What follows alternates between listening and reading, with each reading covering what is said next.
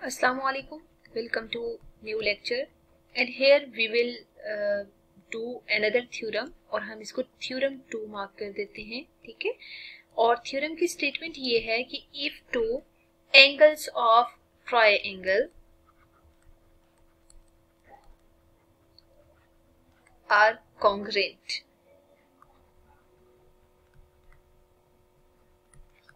then the sides opposite to them are also congruent.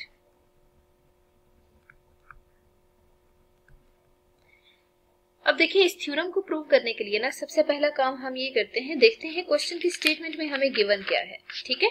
तो यहाँ देखें कि आपको गिवन ये if two angles of triangle are congruent, ठीक है। तो सबसे पहला काम ये करते हैं, हम यहाँ साइड पे एक फिगर बना लेते हैं और इस फिगर में दो एंगल्स को खुद से कॉन्ग्रेंट करते हैं, ठीक है।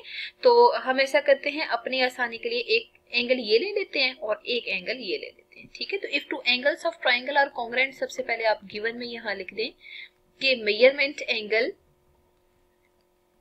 मार्क कर लेते हैं ए बी सी, ठीक है। और यहाँ पे गिवन में लिख देते हैं angle B is congruent to angle C, ठीक है।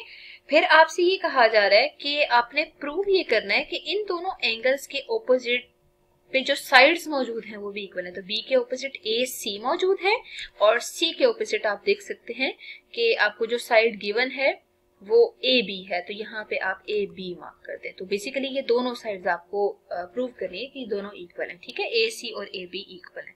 अगर आपने इनको इक्वल प्रूव करना है तो हमेशा थ्योरम में ना तीन टेक्निक्स हैं, जैसे रॉन्ग सपोजिशन मेथड या चेंजिंग करके या प्रॉपर आपने डायरेक्ट प्रूव करना होता है। तो बेसिकली यहाँ पे जो मेथड यूज हो रहा है वो कंस्ट्रक्शन के थ्रू आपने सॉल्व करना है। आप क्या करें, एंगल ए को बाइसेक्ट कर दें, ठीक है। एंगल ए को बाइसेक्ट करने का मतलब ये है आप इसको हाफ कर दें। अगर आप हाफ करते हैं ना तो ये एंगल 1 और इसको एंगल 2 मार्क कर दें, ठीक है। तो देखिए बाइसेक्ट करने का मतलब क्या होता है कि एंगल हाफ कर रहे हैं, तो बेसिकली एंगल 1 और एंगल 2 इक्वल हो गए। तो यहाँ पे हम लिख देते हैं ड्रॉ एंगल बाइसेक्टर ऑफ ए, ठीक है। तो बेसिकली जो मेजरमेंट एंगल 1 होगा वो मेजरमेंट एंगल 2 के कॉन्ग्रेंट होगा, ठीक है। मतलब ये तो कंफर्म है हमें कि वो कॉन्ग्रेंट होगा, ठीक है।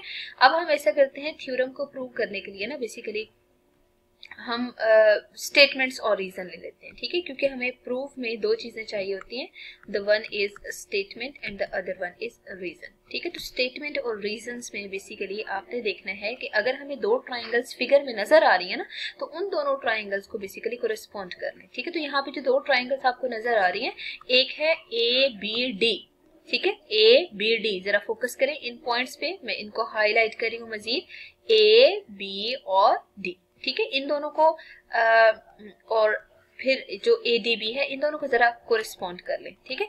अब देखिए इनकी कोरेस्पॉन्डेंस में सबसे पहले हम देखते हैं हमें क्वेश्चन की स्टेटमेंट में क्या गिवन है। आपको गिवन है कि एंगल बी कॉन्ग्रेंट है एंगल सी के। अगर एंगल बी और सी कॉन्ग्रेंट है ना तो आप यहाँ सामने लिख दें, ठीक है। तो गिवन आपको ये है कि एंगल बी और एंगल सी आपस में कॉन्ग्रेंट है।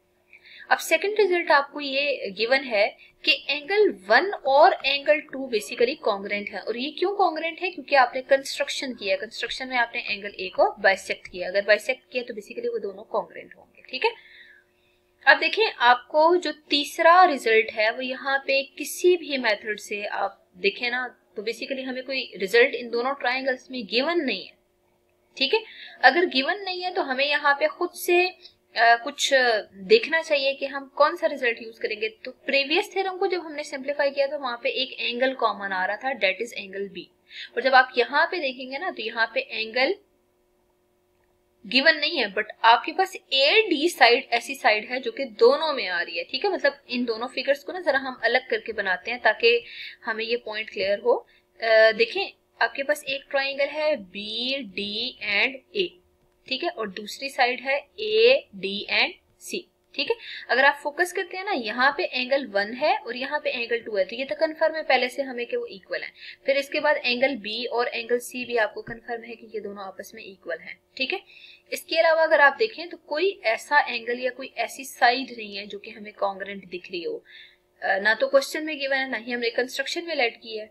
अगर आपको गिवन नहीं है तो हमें क्या करना चाहिए, उसके लिए सबसे पहले देखें कोई ऐसी साइड तो नहीं है जो दोनों में कॉमन हो। देखिए ए डी दोनों में कॉमन है, अगर ए डी दोनों में कॉमन है तो यहाँ पे आप लिख लें कि A D is congruent to A D, क्योंकि देखिए वो दोनों में कॉमन है ना, अगर वो कॉमन है तो इक्वल होगी, और ए डी के सामने रिजल्ट लिख दें कॉमन। ठीक है, मतलब अगर तीसरा रिजल्ट आपको फिगर से नहीं मिल रहा ना, तो बेसिकली आपको वो कॉमन की कैटेगरी में कुछ लेना होगा, या तो वो एंगल हो सकता है या वो साइड हो सकती है। ठीक है, अब देखिए हमें 3 रिजल्ट मिल गए हैं। कौन कौन से रिजल्ट आ रहे हैं, 2 एंगल 1 साइड, तो बेसिकली 2 एंगल के लिए ए एस और पास्टुलेट लिखते हैं साथ। ठीक है, मतलब ये बेसिकली 2 एंगल्स और 1 साइड की कॉन्ग्रेंसी का पास्टुलेट आ रहा है।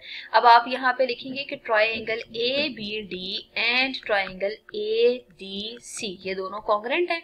तो बेसिकली क्वेश्चन की स्टेटमेंट में आपने प्रूव ये करना था कि ए सी और ए बी इक्वल है। ठीक है, अब देखें 2 ट्रायंगल्स अगर कॉन्ग्रेंट हो तो उनमें बनने वाला हर एंगल और हर साइड कॉन्ग्रेंट होती है। तो आपने ना बेसिकली यहाँ पे जो आपके पास डिफरेंट रिजल्ट्स आ रहे हैं ना, देखें अगर ये दोनों ट्रायंगल्स कॉन्ग्रेंट है ना, तो यहाँ पे मैं रफ में अलग से मार्क कर रही हूँ, this is the not part of theorem, just आपकी आसानी के लिए बता रही हूँ कि देखिए यहाँ पे बी डी लेंथ भी ना डी सी के इक्वल होगी।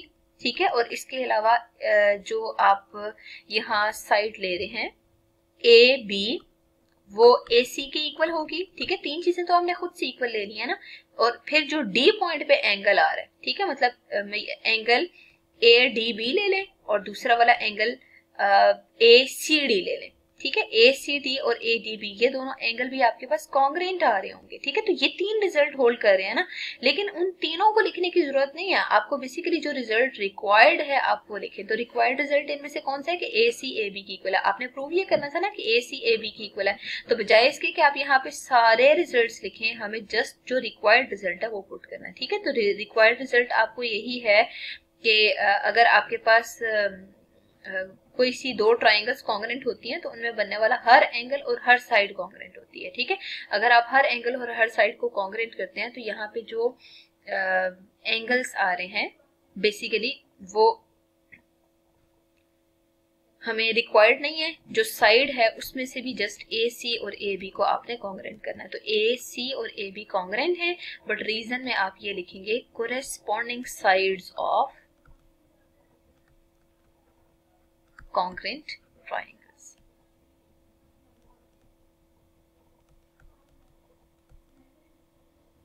ठीक है, तो बेसिकली ये फुल फिनोमेना था जिसके थ्रू आपने थ्योरम 2 को प्रूव किया है। बस आपने रिजल्ट याद रखना है आपके, अगर कोई सी 2 ट्रायंगल्स आपको गिवन है और उन दोनों ट्रायंगल्स में 2 एंगल अगर इक्वल आ रहे हैं, ठीक है, मतलब कोई से 2 एंगल हो सकते हैं, जरूरी नहीं है कि जो अभी हमने लिए हैं वही हैं, कोई से 2 एंगल हो सकते हैं। ठीक है, अगर 2 एंगल्स इक्वल आ रहे हैं ना तो उनकी जो ऑपोजिट साइड्स होंगी वो भी कंफर्म है इक्वल होंगी।